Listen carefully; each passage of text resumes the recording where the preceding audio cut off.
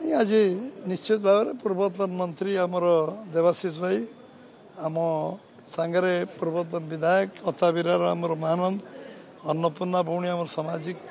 समाज Joshna general secretary एवं आम सांगरे जोग देइचंती आमर कुलवणी बाबू जड़े एनटीपीसी लंबा समय ओडिशार गर्व गौरव कॉर्पोरेट सेक्टर काम करुवा एवं बहु युव नेतृत्व बीजेडी कांग्रेस एवं विभिन्न समाज विभिन्न क्षेत्र आसी जोग देइछन ताको भारतीय जनता पार्टी तरफ मु स्वागत करुच्ची एवं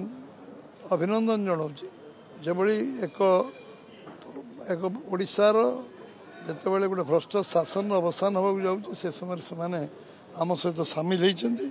एवं ओडिशार 4.5 कोटी लोक सेवा करने मनस्थिर कर राजनीतिक दृश्यपट ओडिशा रे बदलवाई संकल्प नहीं यशस्वी प्रधानमंत्री नरेंद्र मोदी